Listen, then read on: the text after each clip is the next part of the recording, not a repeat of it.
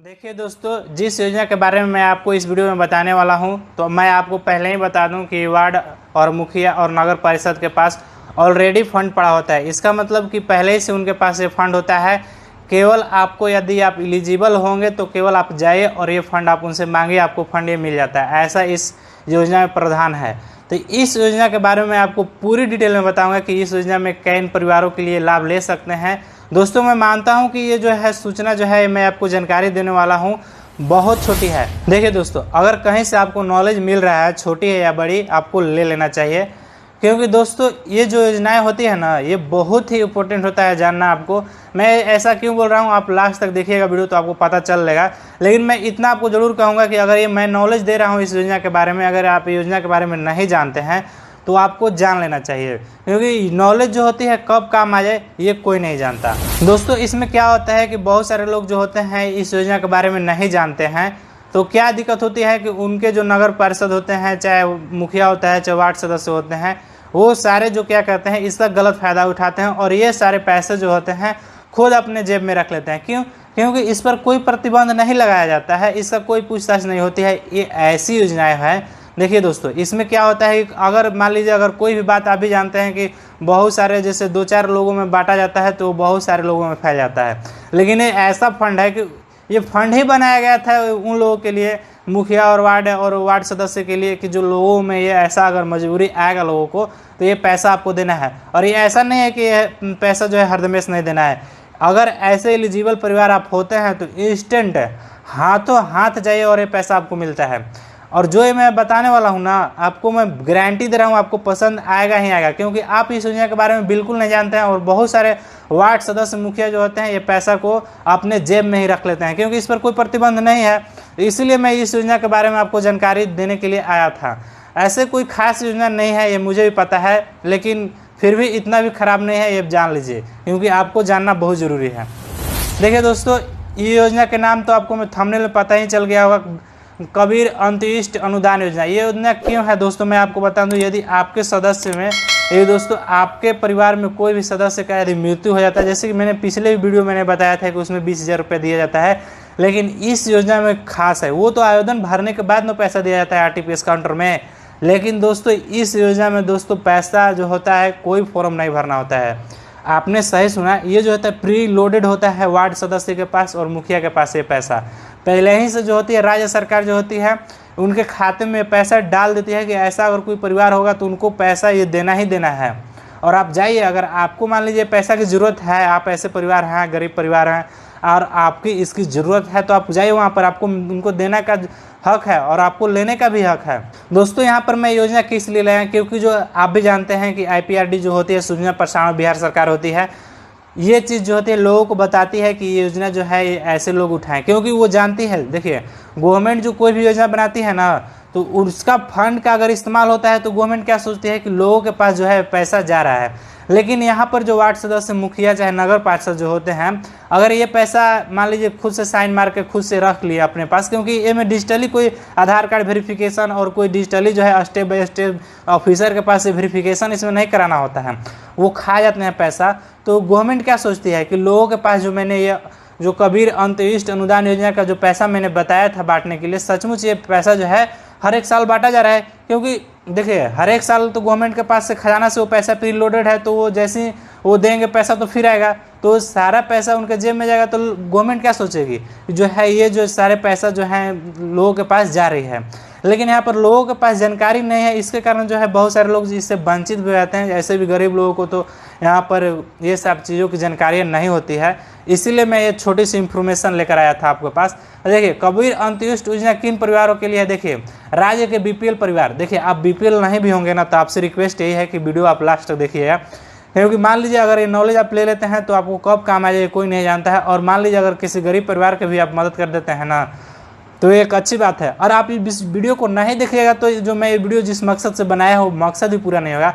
मेरा मकसद क्या होता है? वीडियो को वायरल करना, आप लोग भी जानते हैं। अब जब तक वीडियो वायरल नहीं होगा तो कोई कैसे ये नॉलेज जानेगा? देखिए, फर्स्ट प्राइमरी चीज़ है, मैं भी जानता हूँ कि वीडियो वायरल होने से मुझे बहुत सारे सब्सक्राइबर गेन होंगे, बहुत सारे फेम होंगे, पैसा भी यूट्यूब देता है। लेकिन ये सारी चीज़ को आप नेगलेक्ट करके आप वीडियो को लास्ट तक देखिए। क्योंकि इसके पीछे जो मेरी मेहनत होती है ना, जितना मैं वीडियो एडिटिंग में मेहनत करता हूँ, अगर वो आप देख लीजिएगा तो बोलिएगा, जो यूट्यूब में पैसा देता है ना, बोलिएगा ना कि आप काम छोड़ दीजिए, आप ऐसा बोलेंगे। लेकिन ये चीज़ मुझे बोलना पड़ता है बार बार आप लोगों से कि आप वीडियो जो है अंत तक देख लिया कीजिए। देखिए यहाँ पर क्या है कि राज्य के बीपीएल परिवारों को किसी भी उम्र के सदस्य की अगर मृत्यु हो जाती है तो अंतिम संस्कार के लिए ये कबीर जो है अंत्येष्टिस्ट, देखिए अंत्येष्टिस्ट का मतलब ये हुआ कि किसी भी व्यक्ति का है अंत हो गया, इसीलिए इसका नाम भी रखा गया कबीर अंत्येष्ट अनुदान योजना। तो अगर ऐसी स्थिति में 2007 और 2008 में राज्य सरकार बनाई थी, लागू की थी, और इसमें बोला गया था कि इसके अंतर्गत अगर किसी भी उम्र के अगर बीपीएल फैमिली के यानी कि गरीब परिवार के कोई सदस्य अगर डेथ कर जाता है तो इस स्थिति में उसके मृत्यु की स्थिति में अंत्येष्टि क्रिया हेतु मतलब कि उसकी लास्ट कार्यक्रम करने के लिए निकट से संबंधित को रुपये 3,000 रुपये दिया जाता है। एक इसका मतलब कि उसके किसी और परिवार का सदस्य जो उसके निकट जो है, उसके जो भला चाहने वाले हैं, उनको जो है यहाँ 3,000 रुपये इसलिए दिया जाता है कि ऐसे व्यक्तियों को जो है दाह संस्कार आप कर दीजिए। क्योंकि देखिए बहुत सारे बीपीएल फैमिली हैं, गरीब परिवार होते हैं और उनके पास पैसा नहीं होता है, इंस्टेंट मान लीजिए मजदूरी करते हैं, उनके पास पैसा नहीं होता है, तो ये योजना गरीब परिवारों के लिए बनाया गया। देखिए बीपीएल परिवार आप हैं तो इसका आप लाभ ले सकते हैं। क्या करना होता है इसको पूरा डिटेल बताएं, कहीं तो आपको जाने की जरूरत नहीं। ऐसी स्थिति में आप कहीं फॉर्म भरने जाइएगा, बिल्कुल नहीं। आपके घर में मान लीजिए ऐसा अगर कुछ हुआ होगा तो इस स्थिति में आप ऑफिसरों को चक्कर बनाएंगे। राज्य सरकार आपको अच्छी तरह से समझती है, इसलिए इसमें इतना अच्छा व्यवस्था बनाई है। जो मुखिया वार्ड पार्षद होते हैं प्री लोडेड, यानी गन में जैसे आप लोग बोलते हैं ना कि लोडेड गन है, उसी तरह इसमें जो फंड होता है, इस फंड में जो है लोडेड होता है। ये फंड जो होता है ऑलरेडी लोडेड होता है, केवल आपको जाना होता है और आपको पैसा मिल जाएगा। देखिए इसके पात्रता कौन है, जैसे कि मैंने आपको बताया कि बीपीएल परिवार जो होते हैं, जो गरीबी रेखा में होते हैं, उनको जो है इसका जो है मृत्यु हो जाने के बाद ये जो है लागू होता है इन परिवारों पर योजना। इसके लिए जो क्या होता है कि उम्र सीमा कोई बंधन नहीं है कि आप किस उम्र में उनकी मृत्यु है। किसी भी उम्र में यदि आपके सदस्य का कोई व्यक्ति अगर डेथ कर जाता है तो उसका जो है पैसा ये दिया जाता है। देखिए प्रत्येक मामले अनुदान के लिए पात्र वैसे आश्रित होंगे जो बिहार राज्य के निवासी हो गए। तो जानेंगे जल्दी मैं बता देता हूं क्योंकि आप इतना देर तक वीडियो पर टिकिएगा नहीं। आवेदन तथा स्वीकृत करने की प्रक्रिया क्या है, तो कबीर देखिए इस योजना में क्या होता है, आप सिंपली एक सादा पेपर आप ले कर अब मुखिया के पास साइन मार के दे दीजिए। आपको देखिए यहाँ पर यही बताया गया है, देखिए सूचना प्रसारण विभाग बिहार सरकार बोली है कि कबीर अंत्येष्टि अनुदान योजना के अंतर्गत सादे कागज पर आप मुखिया वार्ड पार्षद को आवेदन दे दें, बस यही करना है और इसमें आपको कहीं दौड़ना नहीं है। और उनको सीधे जो होते हैं ये भी बताया गया कि इस योजना में पंचायत के खातों में 5 अनुदान के भुगतान, यानी मान लीजिए ऐसे भी पंचायत है तो मान लीजिए इसे इतना तो प्रीलोडेड होना चाहिए।